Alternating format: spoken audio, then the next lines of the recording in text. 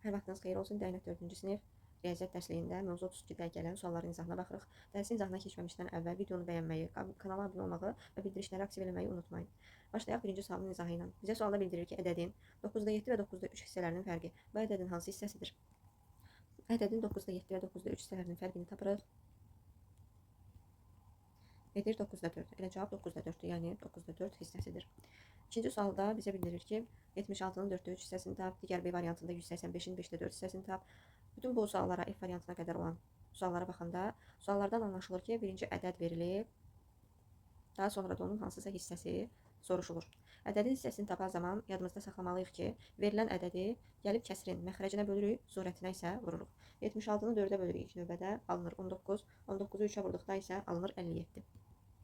Bir variantı da yazacağım, məsəl üçün Y variantında göstərəcəm.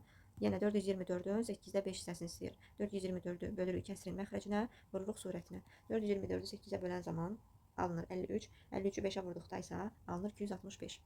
Digər bütün variantları artıq özünüz yaza bilərsiniz. Üçüncü suala baxaq. Üçüncü sualda deyir ki, 15-də 8 hissəsi 320 olan ədədi tapın. Yəni hansısa ədədin 15-də 8 hissəsi, hansısa ədəd bilmirik hansı ədəddir. 15-də 8 hissəsi, yəni 15-ə bölüb 8-ə vuranda alınıb 320. Bunu geridən hesablamaq. Yəni sondan əvvələ qayıtmaqla yəni hesablayırıq. Bu zaman 320-ni bölürük 8-ə, vururuq 15-ə. 320-ni 8-ə bölən zaman 40 düşür. 40-ı 15-ə vurduqda isə alınır 600. Yəni o ədəd 622. Onu 15-ə bölüb 8-ə vuranda 320 alınır. Ya bu qayda ilə həll edirsiniz uşaqlar, ya da hissəsinə görə ədədin tapılması qaydası ilə. Eyni şeyə gəlib onsuz da çıxır. Hissəsinə görə ədədin tapılması odur ki, əvvəlcə hissəsi verilir ədədinə. Deyir ki, filan hissəsi filan ədədə bərabərdir. Bu zaman biz ədədi kəsrin surətinə bölüb məxrəcinə vururuq. Zaten bayaq da elə elədim. Sadəcə onu tənlik qaydası ilə yazdım. Burada isə daha sadə, daha rahat şəkildə həll elədim. Eyni qaydada bulan suallardan hansısa birinə yenə də baxaq. Məsələn, Y variantına baxaq. Onda 7 hissəsi 147 olan ədədi tapın. Bilmirik hansı ədəddən gedir söhbət. Əgər tənlik qaydası ilə yazmaq istəyiriksə, bilmədiyimiz üçün onu bir məchul X şəklində göstəririk və onda 7 hissəsi, demək ki, həmin ədədi ona bölüb 7-yə vurublar. 147 alınıb. Geridən hesablamaqla, yəni 147-ni gəlib 7-yə bölürük. Sondan əvvələ qayıtmaqla hesabladıqda qayda budur ki, işarələr, yəni ədədlərin qarşısında olan əməl işarələri əks işarəyə çevrilir. Vur 7-dir, o zaman böl 7 olur. Böl 10-dur, o zaman vur 10 olur. 147-ni 7-yə bölən zaman 21 düşür. 21-i ona vurduqda isə 210 alınır. Ya bu qayda ilə yazırıq, ya da sadəcə olaraq hissəsinə görə ədədin tapılma qaydası nədir? Ədədi kəsrin surətinə bölüb məxrəcinə isə vururuq. Yenə də zaten 210 alınır. Keçək 4-cü tapşırığa. 4-cü tapşırıqda məsəl üçün B variantına baxaq. 7-də 4 hissəsi 96-nın 6-da 1 hissəsinə bərabər olan ədədi tapın. Bu sualda artıq biz oxuyan zaman anlamalıyıq ki, birinci gəlib 96-nın 6-da 1 hissəsini tapmaq lazımdır. Bu da ədədin hissəsinin tapılmasıdır. 96-nı bölürük 6-ya, vururuq 1-ə. 96-nı 6-ya bölən zaman düşür 16. Vuranda 1-ə yenə də onsuz 16 qalır. Yəni nəyinsə, indi isə sualın birinci hissəsini yerinə yetirəcəyik. Yəni burada 7-də 4 hissəsi, demək ki 16-ya, buranı silirəm artıq, buranı çünki biz həll eləmişik. Nəyinsə, hansı ədədin 7-də 4 hissəsi 16-ya bərabərdir. Biz həmin ədəd hansı ədəddir onu tapmalıyıq. Nə edirik? Bilmirik hansı ədəddən gedir söhbət. Bölürük 7-yə, vururuq 4-ə, demək ki 16 alınır. Geridən hesablamaqla, sondan əvvələ qayıtmaqla hesabladıqda 16-nı 4-ə bölüb 7-yə vuracam. 16-nı 4-ə böləndə 4, 4-ü 7-yə vuranda isə 28 alınır. Demək ki 28-in 7-də 4 hissəsi 16-ya bərabər imiş. Və yaxud da digər 3-cü misalda izah elədiyim kimi hissəsinə görə ədədin tapılma qaydası ilə ədədi kəsrin surətinə bölüb məxrəcinə vururuq. Yenə də alınır 28. Daha sonra digər variantları da eyni ilə bu qaydada yerinə yetirməlisiniz. 5-ci tapşırığa baxaq. Məsələn, yerinə yetirək C variantını bu dəfə. 9-da 5 hissəsi 45-ə bərabər olan ədədin 27-də 2 hissəsini tapın. Yenə də sualımız 2 hissədən ibarətdir. Birinci yerinə yetirməli olduğumuz hissə bura qədər. Yəni 9-da 5 hissəsi 45-ə bərabər olan ədədi tapmalıyıq. Əvvəlcə hissə verilib, daha sonra həmin hissəyə bərabər olan ədəd verilib. Demək, bu hissəsinə görə ədədin tapılma qaydası ilə yerinə yetiriləcək birinci hissə. 9-da 5-i 45-ə bərabər olan ədədi tapanda ədədi kəsrin surətinə bölüb məxrəcinə vuracam. Eləyəcək 81. Bu hissəni tapdıq. İndi buranı silək. Sanki burada elə birbaşa 81 yazılıbmış. Yəni indi bizə demək istəyir ki, 81 ədədinin 27-də 2 hissəsini tap. Bu artıq ədədin hissəsini tapılma qaydasıdır. Ədədin hissəsini tapanda isə verilən ədədi kəsrin məxrəcinə bölüb surətinə vururuq. 81-i 27-yə böləndə 3 düşür, 3-ü 2-yə vuranda isə 6 alınır. Digər variantlarda eyni ilə bu qaydada videonu pauza verib yerinə yetirə bilərsiniz. 6-cı sualda, 6-cı tapşırıqda baxaq hansı variant, məsəl üçün D variantına baxaq. Deyir, onda 3 hissəsi 18 olan ədəd hansı ədədin 9-da 2 hissəsi, 9-da 2 hissəsidir? 10-da 3 hissəsi 18 olan ədədi tapmaq üçün, yəni bu, yəni ilk növbədə buranı yerinə yetirəcəyik. Bu hansı qaydadır? Hissəsinə görə ədədin tapılma qaydası. Yəni hansısa ədədin 10-da 3-ü ona bölüb 3-ə vuranda 18 alınır. Hissəsinə görə ədədin tapılma qaydası. X-i tapan zaman sondan əvvələ qayıtmaqla hesablayırıq. 18-i bölürük 3-ə, vururuq 10-a. Bu da eləyir 60. İndi 60-ın, indi bura qədər həll elədik. Bu hissənin olduğu cavabı 60. 60, arxasını oxuram. Hansı ədədin 9-da 2 hissəsidir? Yenə də bu, uşaqlar, hissəsinə görə ədədin tapılma qaydasıdır. Yəni hansısa ədədin 9-da 2 hissəsi 9-a bölüb 2-yə vuran zaman 60 alınır. Yenidən mən sondan əvvələ qayıtmaq qaydası ilə 60-ı böləcəm 2-yə, vuracam 9-a. Sondan əvvələ qaydanda, dediyim kimi bayaqlarda da izah elədim, işarələr, ədədlərin qarşısında olan işarələr əks işarəyə çevrilir. Vur 2-dir, böl 2 oldu. Böl 9-dur, vur 9 oldu. 60-ı 2-yə böldük 30, 30-u 9-a vuran zaman isə 270 alınır. Digər variantları özünüz yerinə yetirərsiniz. Gəldik 7-ci suala. Şagird kitabın 11-də 5 hissəsini oxudu. Şagird 115 səhifə oxumuşsa, kitab cəmi neçə səhifədir? Uşaqlar, bu sualı izah eləməmişdən qabaq, düzdür, əslində kiçik sualdır. Uşaqlar bu sualı hətta anlamadan ədədi hissəsinə görə ədədin tapılma qaydasından istifadə edib asanlıqla tapa bilirlər, amma sualda olan xırdalıqları başa düşmürlər. Yəni niyə onu elə yerinə yetirdilər, anlamırlar. Ona görə mən bu sualı çalışacağam maksimum dərəcədə biraz dərindən izah edim ki, növbəti çətin suallar gələndə biz artıq nə etməli olduğumuzu bilək. Baxın, deyir ki, şagird kitabın 11-də 5 hissəsini oxudu. Bu kəsiri ilk növbədə araşdıraq. 11-də 5 nə deməkdir? Yəni burada 11 nəyi göstərir? 5 nəyi göstərir? Ümumiyyətlə bu bir kəsirdir. Yəni hissə olaraq verilib, yəni kitabın. Məsələn, bu məxrəcdə yazılan 11 kitabın səhifələrinin bütün səhifələrinin bölündüyü hissələrdir. Yəni kitabın bütün səhifələri neçə hissəyə bölünüb? Səhifənin sayı deyil. Kitabın səhifələrinin neçə hissəyə bölündüyünü göstərir. Yəni səhifə sayı deyil. 5 isə 5-in nə olduğunu bilmək üçün baxırıq burada keçən sözə. Deyir ki, şagird kitabın 11-də 5 hissəsini oxuyub. Bu deməli nəyi göstərir? Oxunulan hissələrin sayını. Oxunulan səhifələr deyil, yenə də deyirəm, oxunulan hissələrin sayını. Deməli, başa düşdük ki, bu kəsirin məxrəcində 11 kitabın səhifələrinin bölündüyü hissələrin sayı. Yəni kitabın səhifələri neçə hissəyə bölünüb onu göstərir 11. 5 isə oxunulan hissələrin sayını. Amma biz, məsələn, əgər kitab 11 hissəyə bölünübsə, həmin o bir hissə, 11 hissədən bir hissə neçə səhifəni göstərir? Neçə səhifədən ibarətdir bir hissə? Bunu bilmirik. Bilmədiyimiz üçün, bir hissənin neçə səhifə olduğunu bilmədiyimiz üçün onu x-la göstərəcəyik. O zaman 11 hissə neçə səhifəni göstərir? Demək ki, 11x olur. Kitabın bütün səhifələrinin sayı 11x olur. 5x isə kitabın oxunulan səhifələrinin sayı olur. Çünki biz əgər bir hissənin neçə səhifə olduğunu x-la işarə elədiksə, 11 hissə neçə səhifəyə bərabər olduğunu tapmaq üçün 11-i vurmalıyam x-a, bu da eləyir 11x. 5 hissə neçə səhifədən ibarətdir onu tapmaq üçün də 5-i vurmalıyam x-a, yəni səhifələrin sayını. Hissələri bir hissədə olan səhifə sayına vuranda həmin hissələrin neçə səhifədən ibarət olduğunu tapmış olacaq. İndi isə mənə deyir, şagird 115 səhifə oxumuşdursa əgər, kitab cəmi neçə səhifədir? Baxın, 5x oxunulan səhifələrin sayını göstərirdi. Demək ki, bu da 115-ə bərabər imiş. Buradan x-in neçə olduğunu tapırıq ilk növbədə. 115-i bölürük 5-ə. X də edir 23. Bu nə idi? Uşaqlar, biz x-dan nəyi göstərmişdik? X bizdə kitabın bir hissəsi neçə səhifədir onu işarə eləmişdik x-dan. Və sonda bizdən soruşur kitab cəmi neçə səhifədir? Biz də kitab bildik ki 11 hissədən ibarətdir. 11 hissə neçə səhifədən ibarətdir? Onu isə 11 x-dan göstərmişdik. Burada isə x yerinə qoyuruq. 11-i vururuq 23-ə. Alınır 253 səhifə. Uşaqlar, bu sualı mən dərindən detallı izah elədim ki, siz ümumiyyətlə kəsirlərin məxrəcində nə yazılır, surətində nə yazılır, onu başa düşəsiniz. Kəsirin məxrəc, bax kəsir xətti çəkilirsə, kəsirin məxrəcində həmişə bir tamın bir neçə bərabər hissəyə bölünməsini göstərirlər. Yəni bir tam neçə hissədən ibarətdir onu göstərirlər. Surətdə isə soruşulanı göstərirlər. Gələk növbəti suala.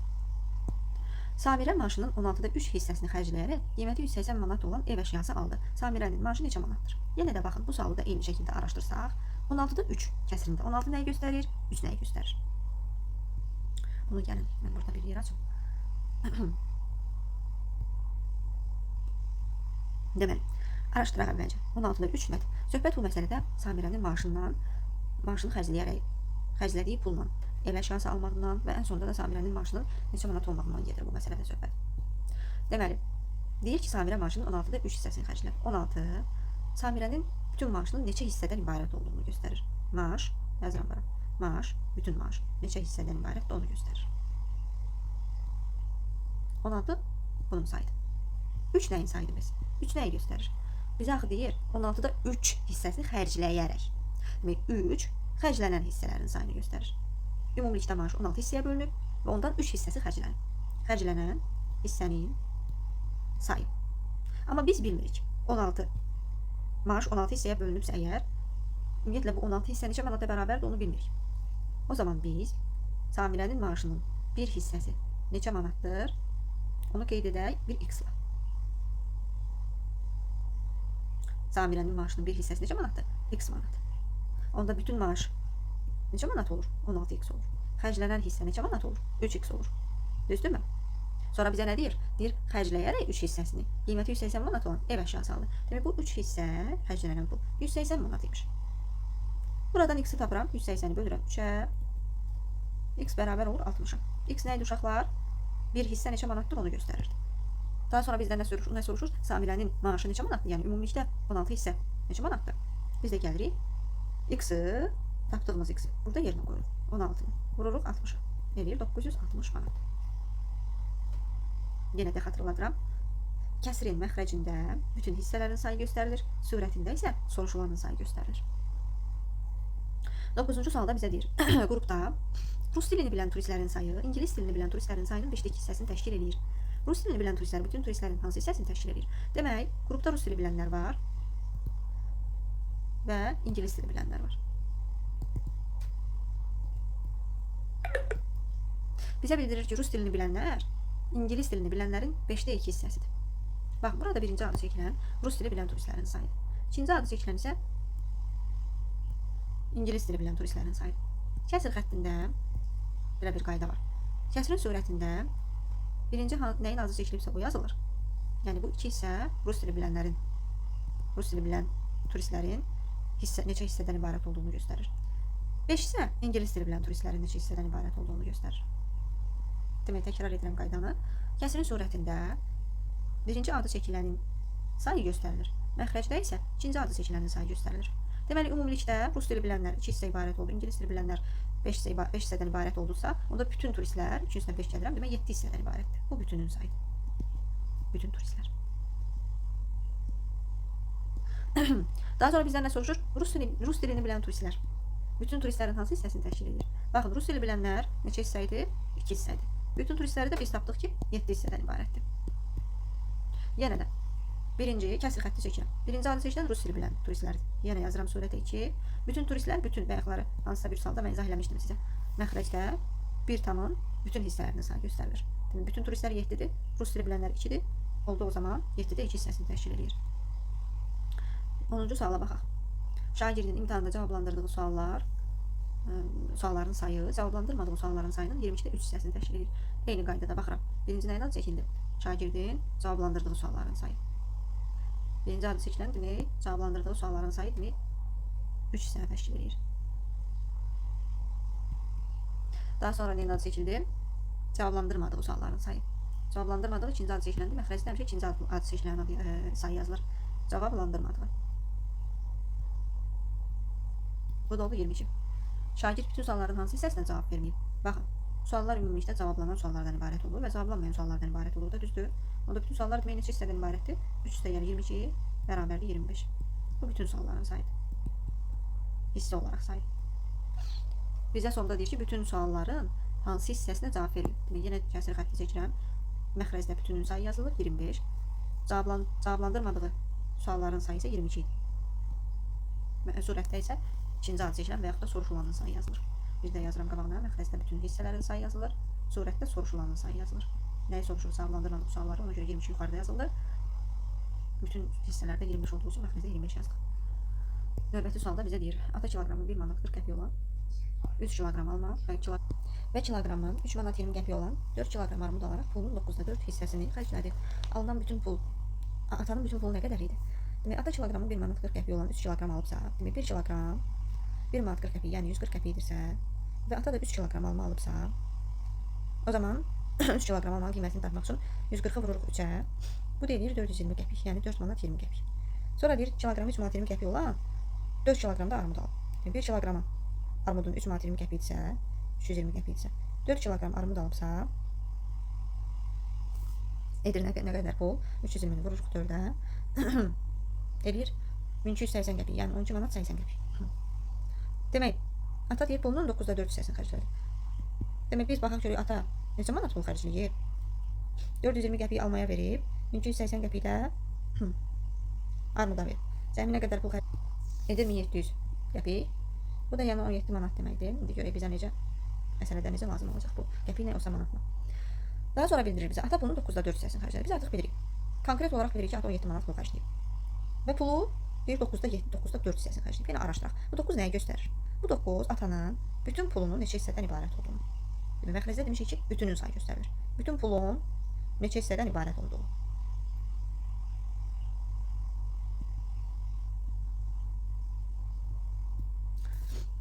Dörd nəyə göstərir? Deyir 9-da 4 hissəsini xərclədi. Özü burada deyir. Demək 4 hissəsini, həmin o 9-un 4 hissəsini xərcləyib. Bu xərclənən hissələrdir. Biz deməli nə edirik? Əvvəlcə bir hissə pul x manat olduğu qeyd olunur. Bir hissə pul x manatdır. O zaman bütün pul neçə manatdır? 9 hissədən ibarətsə, bütün pulun neçə manat olduğunu tapmaq üçün 9-u vuraram x-a. Bu bütün pulu göstərir. Bəs xərclənən pul nə qədərdir? 4-ü vuraram x-a, bu da xərclənən puldur. Xərclənən pulun miqdarını da biz özümüz tapmışıq. Baxın 1700 qəpik. Və 4x-i bərabər edirik 1700 qəpik. Buradan neyi tapacağıq? Bu bizə kömək eləyir x-i tapmağa. Yəni bir hissə pul neçə manatdır onu tapmağa. 1700-ü 4-ə böləndə alınır 425. Demək bir hissə pul 425 qəpikdir. Onda bizdən nəyi soruşur? Atanın bütün pulunu soruşursa, ha? Gəlirəm bütün pulu necə işarə eləmişəm mən? 9x-la. 9-u vururam 425-ə. Bu deyir 3825. Məsələn. 12-ci suala baxaq. Səndəki 450 litr suyun 9-da 5 hissəsi işləndi. Səndə neçə litr su qaldı? Baxın 9-da 5 nə deməkdir? 9. Səndə bütün su neçə hissədən ibarətdir? Onu göstərir. Bütün su. 5 nədir? İşlənən hissə. Bizdən isə səndə neçə litr su qaldı? Onu soruşur. Yaxın, baxın. Əgər 9-da 5 hissə işlənibsə, nə qədər qalıb? Neçə hissəsi qalıb? 9-da 9-dan 9-da 5-i çıxarım. Çünki bütün hissə əgər 9 hissədirsə, yəni bütün tam sən 9 hissədən ibarətsə, 9-da 9-dan 9-da 5-i çıxan zaman 9-da 4 hissəsi qalıb demək. Qalan suyun miqdarını soruşur da məndən, düzdür? 9-da 4 hissə qalıb və 450-nin bütün su axı içəndə olan bütün su 450 litr idi. 9-da 4-ünü tapanda tapacağam ki, qalan su nə qədərdir? 450-ni 9-a böləndə edir, 50-ni də 4-ə vuranda edir 200 litr. Bu ya belə həll edərsiniz uşaqlar, ya da ki, məsələn deyir ki, 450 litr suyun 9-da 5 hissəsi xərcləndi. Onda 450-nin 9-da 5-inin neçə litr suya bərabər olduğunu tapıram əvvəlcə. Bu hissədir də, biz bunu litr ilə tapmalıyıq. 450-ni 9-a bölürəm eləyir 50 vur 5 250. Bu demək nədir? İşlənən neçə litr su işlənib budur. 9-da 5 hissə neçə litrə bərabərdir onu göstərir. 250 litr. Bu işlənən hissədir. Bunda işlənməyən hissəni də tapmaq, işlənməyən daha doğrusu suyun miqdarını da tapmaq üçün 450-dən ümumi sudan çıxıram işlənən suyu. Bu deyir 200 litr. Bu biri su. Məsələn, 13-cü məsələyə baxaq. Deyir ki, iki şəhər arasındakı 350 km məsafənin avtomobil 14-də 5 hissəsini getdi. Avtomobilin neçə kilometr yolu qaldı? Demək, yol 350 kilometrdir və bunun 14-də 5 hissəsini gedibsə əgər, onda neçə kilometrə bərabərdir 14-də 5 hissə gedilən bu hissə olaraq verilir də, biz bunu kilometrdən tapmalıyıq. Bu zaman 350-ni bölürəm 14-də, vururam 5-ə, görüm neçə kilometr yol gedib, yəni 14-də 5 neçə kilometr yol deməkdir. 350-ni 14-dən böləndə eləyir 25, 5-ə də vuranda eləyir 125. Yəni 14-də 5 isə 125 kilometr yol deməkdir. Bu gedilən yoldur. Bizdən soruşur axı, nə qədər qaldı? Ümumi yol 350 km. 125 km gedibsə əgər, qalır nə? 350-dən çıxıram 125. Alınır 225 km yol. 14-cü suala baxırıq. Bir fəhlə həftəlik planının birinci gün 12-də 5 hissəsini, ikinci gün 12-də 1 hissəsini yerinə yetirib. Fəhlənin hazırlamalı 84 detal qalıbsa, həftəlik plan nə qədərdir? Fəhlə həftəlik planın, yəni bu məsələni mən belə izah edim sizə, başa salın. Yəni fəhləyə bir plan veriblər, bir iş görməlidir bir həftə ərzində. Və bu bir həftə ərzində planın birinci gün 12-də 5 hissəsini yerinə yetirir. İkinci gündə 12-də 1 hissəsini yerinə yetirir. Demək 2 gün ərzində bu fəhlə 12-də 5, üstə gəl 12-də 1, 12-də 6 hissəsini yerinə yetirib. İşin artıq. Yaxşı, bu 12 nəyə göstərir? 12, yəni bütün planın gedir birinci gün 12-də 5 hissəsini. Bu 12 bütün hissələrin sayıdır. 5 hissə yerinə yetirilən hissələrin sayıdır. Yenə də 12 bütün hissələrin sayıdır. 1 yerinə yetirilən hissələrin sayıdır. Aldığımız bunları topladıktan sonra aldığımız cavab isə yenə də 12 fərqlərin yerinə yetirməli olduğu planın bütün hissələrinin sayıdır. 6 isə yerinə yetirilən hissələrin sayıdır. Baxın 12-də 6-sını yerinə yetiribsə, avtomatik 12-də 6 hissəsi də demək ki qalıb. Yarısını yerinə yetirir və demək ki yarısı da qalıb. 12-də 6-sı qalıb, yerinə yetirməyib hələ. Və bizə də burada deyir axı, deyir ki fərqlərin hazırlanmalı. 84 detal qalıb. Yəni bu 12-də 6-sı qalıb, bu da 84 detal. Tən yarısı 84 detal deməkdirsə, tən yarısı qalıb və bu da 84 detal deməkdir. Deyir ki, həftəlik plan nə qədər imiş? Yəni onda bütün detalların sayı nə qədərdir? Əgər yarısı 84-dürsə, demək ki digər yarısı da 84 imiş. Yəni yerinə yetirilənlər də 84 imiş. Heç nə 84-ü vuracaqsınız 2-yə, eləcə 168 detal. Yəni bir şey yarı-yarıya bölünəndə bir yarısı nə qədərsə, digər yarısı da o qədərdir demək. 12-də 6-sı əgər qalıb və bu da 84 detaldısa, bu 12-də 6-sı da yerinə yetirilmişdirsə əgər, o da demək 84 detal imiş. Vururuq 2-yə, tapırıq 168. Bu qədər sadə. 15-ci suala baxırıq. Deyir ki, qabdakı 5-də 2 kiloqram çərəzin 20-də 7 hissəsi satılır. Bu sualda 5-də 2 kiloqramın biz əvvəlcə sualın sonunda bizə deyir ki, mağazada neçə qram çərəz qaldı. Bu 5-də 2 kiloqramı əvvəlcə qrama çevirməliyik. Çünki sualda bizdən qramdan soruşulursa, 5-də 2 kiloqramın neçə qram olduğunu tapmaq üçün 1000-i bölürəm 5-ə, vururam 2-yə. Çünki normalda 1 kiloqram əgər 1000 qramdırsa, onda mən 1000-in 5-də 2-sini tapmalıyam. 1000-i bölürəm 5-ə eləyir 200, 200 yorulsun 2 eləyir 400 qram. Demək, qabda 400 qram çərəz var imiş, 20-də 7 hissəsi satılıb. 400-ün 20-də 7 hissəsi neçə qrama bərabərdir ki? 400-ü bölürəm 20-yə, vururam 7-yə. Bu da eləyir 140 qram. Bu nəyi göstərir? Satılan çərəzin miqdarını. 140 qram satılan. Bizdən isə qalan çərəzi soruşur. 400 qram çərəz var idi, 140 qram satılıb. Qalır nə qədər? 260 qram. Növbəti sualda 16-cı sualda bizə deyir. Ayla 360 səhifəli kitabın 8-də 5 hissəsini 9 gün ərzində hər gün eyni qədər oxudu. Ayla gündə neçə səhifə oxudu? Baxın, 360 səhifə kitabımız var, 8-də 5 hissəsini 9 gün ərzində oxuyub. Onda bu 9 gün ərzində ümumiyyətlə neçə səhifə, yəni kitab oxuyub, onu tapmaq üçün 360-ın 8-də 5-ini tapmalıyam. Yəni ədədin hissəsini. Buna görə də biz qayda bilirik. Ədədin hissəsini tapanda məxrəcə bölüb sürətə vururam. 360 bölürəm 8-ə. Vururam 5-ə. Bu deyilir 225 səhifə. 225 səhifə oxuyub. Sonra bizə deyir ki, bu 225 səhifəni 9 gün ərzində hər gün eyni qədər oxuyub. Demək, bərabər sayda oxuyub da hər gün. 9 gün ərzində bərabər sayda kitab oxuyub. Onda bir günə neçə səhifə düşdüyünü necə taparıq? 225-i bölərik 9-a. Bu deyilir 25 səhifə. Demək, bir günə 25 səhifə oxuyurmuş Ayla. 17-ci sualda deyir. Bağda 120 meyvə ağacı var. Meyvə ağaclarının ümumi sayına qədərdir uşaqlar 120 meyvə ağacımız var. Bunun 23 hissəsi almadı. Qalanları isə bərabər miqdarda olmaqla albalı, gilas, albalı heyvanlar, armud, alça ağacları. Bağda neçə gilas var? Əgər deyirsə bunun 23 hissəsi almadı, 120 meyvə ağacı var idi, düzdür? 23 hissəsi almadısa əgər, yaxşı alma onda ağaclarının sayına qədərdir. Bu hissədir də. 23-ü mən bir təsəvvür edə bilmirəm gözümdə ki, neçə dənə ağaca bərabərdir. Buna görə mən gərək 120-nin 23-ünü tapım. Neçə ağac olduğunu konkret tapmaq üçün 120-nin 23-ünü tapmalıyım. Bu deyir 120-ni 20-yə bölən zaman 6 vurur 18. 18 alma ağacı var. Onda nə qədər? Yerdə qalan meyvə ağacları nə qədər eləyir? 18 alması yerdə qalır. 120-dən 18 çıxanda qalır 102. Düzdür? 102 qalan meyvələr, qalan meyvə ağacları. Sonra bizə deyir, qalanlar da bərabər miqdarda olmaqla, yəni eyni, qalanlar eynidir, sayları bərabərdir bir-birinə. Onlar da gilasdır, C hərfi ilə göstərək, albalıdır, heyvadır, nardır, armuddur və alçadır. Demək, hansı meyvə ağacları qalıb, neçə tip meyvə ağacı qalıb, 6 tip meyvə ağacı qalıb. Və bunlar da 102-yə bərabərdir. Sayları eynidir, 6 tipdir, hərəsi eyni qədərdir və 102-dir bunların sayı. Onda neçə gilas ağacı olduğunu tapmaq üçün elə 102 bölərəm 6-ya. Onsuz da gilas da alma qədərdir. Gilas da daha doğrusu albalı qədərdir, heyva qədərdir, nar qədərdir, armud və alça qədərdir. Onda 102 6-ya böləndə tapıram eləyir 17. 17 dənə gilas ağacı var imiş, 17 dənə nar ağacı da var imiş, armud ağacı da var imiş. Yəni eyni miqdarda deyirlər çünki. Demək deyir ki, 18-ci sualda sahədən yığılan 420 kiloqram meyvənin birinci gün 7-də 5 hissəsi, ikinci gün 14-də 3 hissəsi daşındı. Birinci gün qoyuram və ikinci gün qoyuram. Birinci gün deyir 420 kiloqram meyvə var imiş, bunun 7-də 5-i birinci gün daşındı. Yaxşı, onda birinci gün nə qədər, neçə kiloqram meyvə daşındı? Mən bu 7-də 5-i kiloqramla bir görməliyəm gözümdə. Ona görə 420 bölürəm 7-yə, vururam 5-ə. Eləyir 300 kiloqram meyvə. Birinci gün bu qədər daşındı. İkinci gün deyir 14-də 3-ü daşındı. Onda 420-nin 14-də 3-ü neçə kiloqram deməkdir ki? Onu tapıram, 420 bölürəm 14-ə. Vururam 3-ə. Eləyir 90 kiloqram. Sonra nə deyim, 8 kiloqram meyvə qaldı. Birinci gün daşındı 300 kiloqram, ikinci gün daşındı 90 kiloqram və 420 kiloqram da meyvə var idi. O zaman 420-dən 300 üstə gəl 90-ı çıxıram. 420-dən 390-ı çıxırıq. Bu da eləyir 30 kiloqram. Deməli, 19-cu sualına da baxaq. Ambardan 450 kiloqram alma daşındı.